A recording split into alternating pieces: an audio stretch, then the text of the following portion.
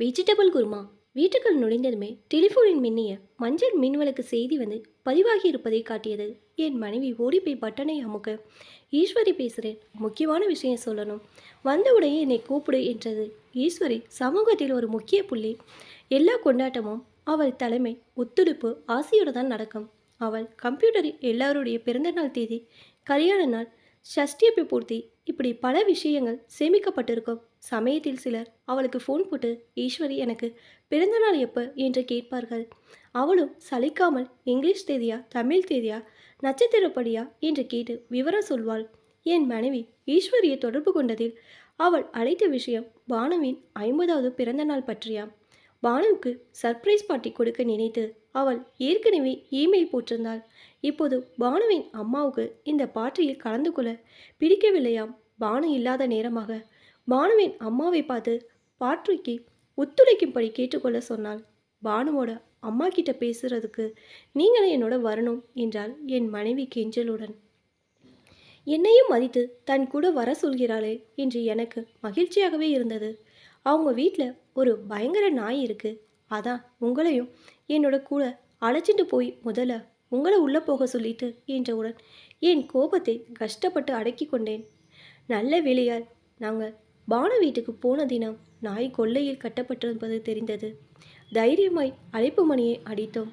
கையில் ருத்ராட்ச மாலையோடு வெளியே வந்த பானுவின் அம்மா எங்களை உள்ளே அழைத்து உட்கார கூட சொல்லாமல், என்ன விஷயம், நான் பூஜையில் இருந்தேன் என்றாள். உங்கள் பெண்ணுக்கு சர்ப்ரைஸ் பார்ட்டி பற்றி தான் பேச வந்தேன், நீங்கள் வரலைன்னா நல்லா இருக்காது, நீங்களும் இதில் அவசியம் கலந்துக்கணும் என்று என் மனைவி தொடங்கினாள். ஏற்கனவே 2-3 பேர் இதை பற்றி என்கிட்ட பேசியாச்சு. இது எனக்கு சுத்தமாக பிடிக்கலை. விளக்கை ஊதி அணைக்கிறதா, கேக்கை வெட்டுறதா, விளக்கை ஏற்றுறது தான் மங்களகரம், அதை ஊதி அணைக்கிறது மகா பாவம். 50 வயசு ஆறுது பெரிய விஷயமா? ஏதோ பிறந்த நாள்னா கோயிலை போய் சாமி கும்பிட்டு அர்ச்சனை அபிஷேகம் பண்ணினா போதுமே.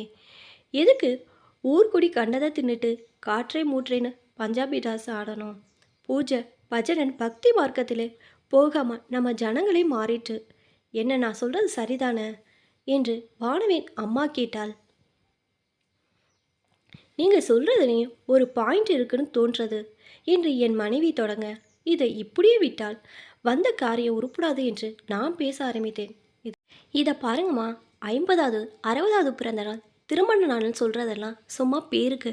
நமக்கு 50 பேரோட கொண்டாட ஏதாவது ஒரு காரணம் வேணும் இல்லையா? குழந்தைகள் பெரியவா எல்லாம் கூடி பேசி சாப்பிட்டா ஜாலியாக இருக்குமே.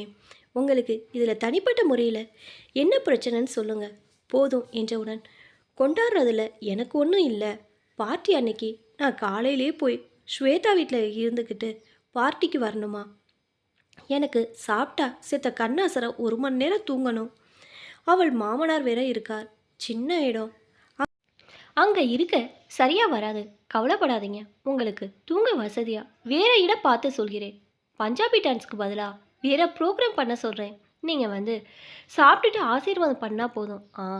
எல்லா பார்ட்டிக்கும் எங்கே போனாலும் இந்த கோஹினூர் ஹோட்டல்கார சாப்பாடு தான். காஞ்ச ரொட்டியும் சன்னா மசாலாவும் தின்னு தின்னு அழுத்து போச்சு. இத்தனை பெண்கள் இருக்கிறவுமே ஆளுக்கு ஒரு டிஷ் பண்ணிட்டு வந்து ஜம்முன்னு கூடி சாப்பிட்லாமே.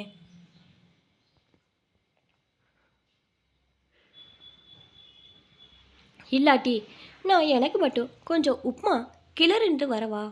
உப்மாவெல்லாம் வேண்டாம், பாட்லாக் நல்ல ஐடியா, ஈஸ்வரி கிட்ட சொல்கிறேன் என்று என் மனைவியின் கண்களை பார்க்காமலே சொன்னேன். அதிலே தகிக்கும் வெப்பத்தை தாங்கும் சக்தி எனக்கு இல்லை. அப்போ எல்லாம் சரிதானே, உங்கள் பெண்கிட்ட மட்டும் சொல்லிட வேண்டாம், சர்ப்ரைஸ் போயிடும் என்றேன். நான் சொல்ல மாட்டேன், ஆனால் அவளுக்கு நிஜமாவே சர்ப்ரைஸான்னு தெரியாது. ஏற்கனவே அவள் ஹேர் ட்ரெஸ் எல்லாம் கூப்பிட்டு பார்ட்டி அன்னைக்கு காலையில் ஹேர் ஸ்டைல் அப்பாயின்மெண்ட் வாங்கியிருக்கா. ஐயோ, மணி 12 ஆயிட்டா, இன்னும் அரை மணி நேரம் டிவியில் ஜூனியர் கர்நாடிக் சிங்கர் ப்ரோக்ராம் வர டைம். நான் சீக்கிரமாக பூஜை முடிஞ்சிட்டு குறிப்பறிந்து விடைபெற்று வீட்டுக்கு வந்து ஈஸ்வரியுடன் தொடர்பு கொண்டோம். ஈஸ்வரிக்கு பாட்லாக் ஐடியா பிடித்து விட்டது.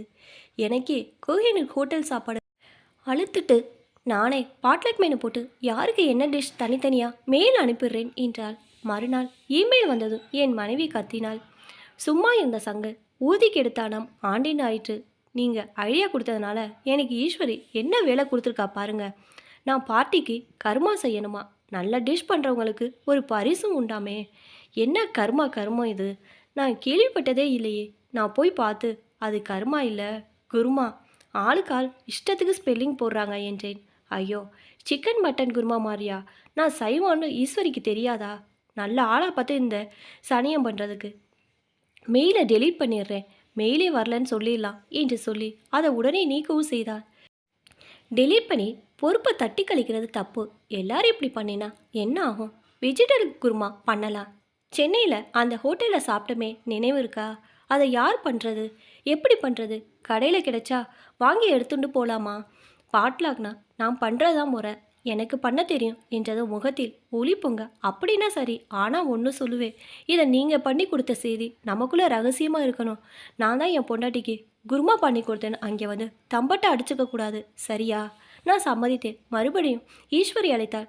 பார்ட்டிக்கு 2 இடம் தற்காலிகமாக சொல்லி வச்சுருந்தேன், அட்வான்ஸ் கொடுக்கல. பானு அம்மா பண்ணின லொல்லுல டிலே ஆகி இப்போ இடம் போயிட்டு.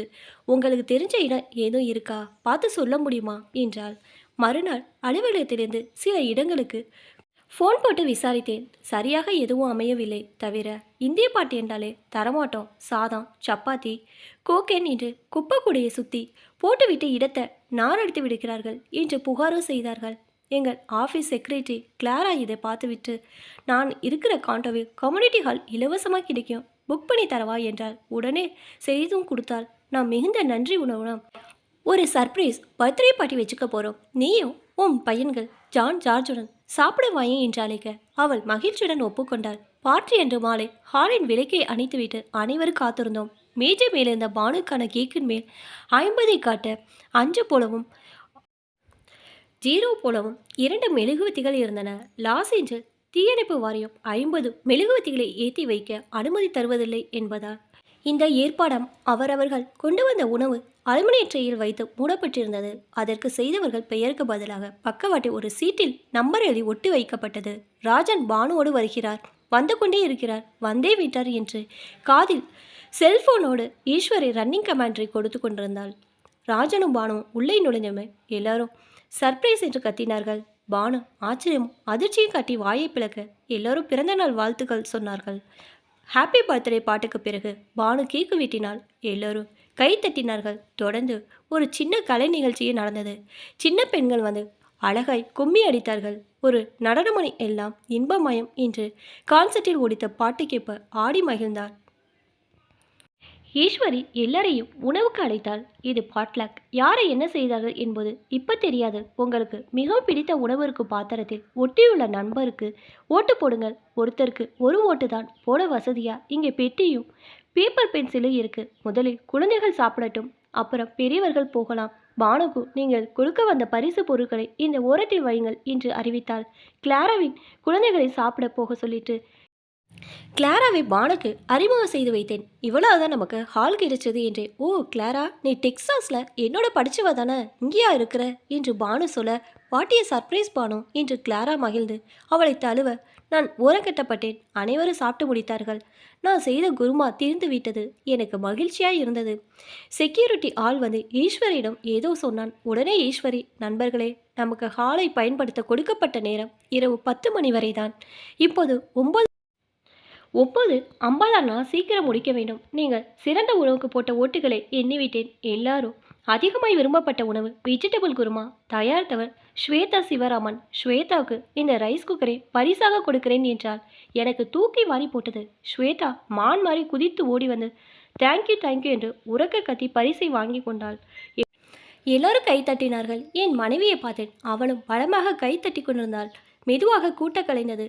காருக்கு காத்திருந்த பானுவிடம், சர்ப்ரைஸ் எப்படி பானு, உனக்கு பிடிச்சதா என்றால் ஈஸ்வரி. தேங்க்யூ, நல்லா இருந்தது. 1 2 ஏகப்பட்ட சர்ப்ரைஸ். ராஜா என்ன கோவிலுக்கு போகலான்னு சொன்னதே சர்ப்ரைஸ். கோயிலில் பட்டர் வேலை என்ன ஏதாவது சர்ப்ரைஸ் பார்ட்டியான்னு கேட்டார். எப்படி சொல்கிறீங்கன்னு? இப்போல்லாம் சண்டே ஈவினிங்கில் சர்ப்ரைஸ் அது இதுன்னு தான் ஆள் வந்து தலையை காட்டிட்டு ஓடிடுறா. அதுவும் கோயிலுக்கே வராத ராஜன் சார் இன்னைக்கு வந்திருக்கிறது இதுக்கு தானு தெரிகிறதுனா இந்த ஹால் உள்ளே நுழையிறக்குள்ளே வெளியில் இருந்த செக்யூரிட்டி கார்டு சர்ப்ரைஸ் பார்ட்டி நடக்க போகிற ஹால் இந்த பக்கம் சொன்னது ஒரு சர்ப்ரைஸ். இங்கே கிளாராவை பார்த்தது பெரிய சர்ப்ரைஸ். ஸ்வேதாவோட அசத்தல் குருமா மிக மிக பெரிய சர்ப்ரைஸ். இதை கேட்டதும் எனக்குள் ஒரு பொறாமை தீ எரிந்தது. இருக்காதா அடுப்படியில் நான் 2 மணி நேரம் வெந்து செய்த பண்டம் அல்லவா அது. ஒருவேளை ஈஸ்வரி சொல்லி ஸ்வேதாவும் குருமா கொண்டு வந்தாலோ, நான் அதை கவனிக்க தவறிவிட்டேனோ, அது நான் செய்ததை விட நன்றாக இருந்ததோ. ஈஸ்வரியிடம் தனியாக கேட்கலாம் என்று தோன்றியது. காரில் வீட்டுக்கு போகும்போது என் மனைவியிடம், குருமாவுக்கு எப்படி ஸ்வேதாவுக்கு ரைஸ் குக்கர் பரிசு கிடைக்கலாம், உனக்குள்ள அது வரணும், என்னாச்சு ஈஸ்வரி கேளு என்று சொன்னேன். இவளை முடக்கி விட்டால் ஈஸ்வரியிடம் இவள் கத்துற கத்தலில் அவள் உடனே ஓடிப்போய் இவளுக்கென ஒரு ரைஸ் குக்கர் பரிசாய் வாங்கி கையில் கொடுத்தாதான் அடங்குவாள் என்பது என் நம்பிக்கை. ஆனால் அவள் புத்தர் போல முகத்தை அமைதி சின்னமாக வைத்துக்கொண்டு, நான் கேட்க மாட்டேன், ஏன்னா ஸ்வேதாவுக்கு கிடைச்ச சீப் ரைஸ் குக்கர் ஒரு குப்பை, அது எனக்கு பர்த்டேக்கு ருக்மணி பரிசாக கொடுத்தது, நான் அதை ஈஸ்வரி பிறந்த நாளுக்கு பரிசாக கொடுத்துட்டேன், அதை அவள் இன்னைக்கு நைஸாக ஸ்வேதாவுக்கு கொடுத்துட்டாள். அதோடு இல்லாமல் இதில் குருமா செஞ்சது நான் தான் சொல்லிண்டா அந்த குக்கர் எனக்கே திரும்பி வந்துடும். தவிர இனிமே வர பார்ட்டில எல்லாம் எனக்கு குருமா செய்கிற வேலை கொடுத்துடுவா. எல்லாரும் என்கிட்ட ரெசிபி வேற கேட்பா. வீட்டுக்கு வந்து எனக்கு குருமா பண்ணி காட்டுமா, இதெல்லாம் எனக்கு தேவையா? அதான் நான் வாயை திறக்கலை என்றாள். பார்ட்டி அதோடு முடிந்து விட்டது தான். ஆனால் சில மர்மங்கள் மறுநாள் மெதுவாக வெளியாயின. திங்களன்று அலுவலகத்தில் கிளாரா தன்னை பார்ட்டிக்கு அழைத்தமைக்கும் அருமையான உணவுக்கும் நன்றி சொன்னாள். என் பையன்களுக்கும் சாப்பாடு பிடிச்சது. ஜான் சின்னதாக ஒரு குழப்பம் பண்ணிட்டான். ஜார்ஜ் சொன்னான், சாப்பாடு எடுக்கிற அவசரத்தில் மேலே ஒட்டியிருந்த 2 நம்பர் பேப்பர் கீழே விழுந்துட்டான். எடுத்து கிடைச்ச பாத்திரத்தில் ஒட்டிட்டாங்களாம். டிஷ் மாற்றி ஒட்டியிருக்கலாம் போல, இதனால் பிரச்சனை எதுவும் இருக்காதில்ல என்று வேறு சொன்னாள். ஆகா, இதானா ஜான் பண்ணின சில்மசத்தினால என் மனைவி நம்பரும் ஸ்வேதா நம்பரும் மாறிவிட்டது. ஒருவேளை ஸ்வேதாவும் குருமா கொண்டு வந்தாளா? சந்தேகத்தை தீர்த்துக்கொள்ள ஸ்வேதாவை ஃபோனில் அழைத்தேன். வீட்டில் அவர் மாமனார் தான் இருந்தார். ஸ்வேதா குருமாவுக்கு பரிசு வாங்கினதுக்கு வாழ்த்துக்கள் என்று ஒப்புக்க சொன்னேன். அவர் உடனே, இது 7வது ஆளு நீங்கள். ஸ்வேதா எங்கே குருமா கொண்டு போனா, அவளுக்கு பச்சடி பண்ணணும்னு ஈஸ்வரி சொன்னான். இவ பச்சடினா என்னன்னு கேட்டா, நான் தான் வெள்ளரிக்காய் பச்சடி பண்ணி கொடுத்தேன், எடுத்துகிட்டு போனான். இப்போ என்னடாண்டா தனக்கு குருமாவுக்கு பரிசு கொடுத்துருக்காங்கங்கிறா. நான் என்ன டிஷ் பண்ணி கொடுத்தேனே இந்த பொண்ணுக்கு இன்னமும் விளங்கலை. இந்த அழகில் குருமா ரெசிபி கேட்டு நிறைய ஃபோன் வருது, ஒன்றும் புரியலை எனக்கு என்று அங்கலாய்த்தார். ஈஸ்வரி ஃபோனில் அழைத்தேன். பாட்லக்கில் யாருக்கு என்ன செய்யணும் அனுப்புன மெயில் உங்ககிட்ட இருக்கு இல்லையா, அதில் குருமா செய்ய சொன்னது யாருன்னு. சார், அந்த மெயிலெல்லாம் நான் நேற்று ராத்திரியே டெலீட் பண்ணியாச்சு. இப்போ புதுசாக நான் ஒர்க் பண்ணுற சர்ப்ரைஸ் பார்ட்டி புவனா சங்கருக்கு க்ரீன் கார்டு கிடைச்சதுக்கு உங்களுக்கு இமெயில் வரும் என்று சொல்லிவிட்டாள். உழைத்தவனுக்கு புகழில்லை, பரிசில்லை, கண்டுகொள்ளவாரில்லை. சே, என்ன உலகண்டா இது. குருமா ரெசிபி வேண்டுபவர்கள் எனக்கு தனி மடல் போடுங்கள். இதோ மெயில் ஐடி vegetablekurma@chapatisabji.com. இப்போ தான் என்னோட சேனல் ஃபஸ்ட் டைம் பார்க்குறீங்கன்னா சப்ஸ்கிரைப் பண்ணிக்கோங்க. பக்கத்தில் இருக்க பெல் ஐக்கனை ப்ரெஸ் பண்ணிக்கோங்க. அப்போ தான் நான் ஒவ்வொரு தடவை வீடியோ போடும்போதும் உங்களுக்கு நோட்டிஃபிகேஷன் வரும். தேங்க்ஸ் ஃபார் வாட்சிங்.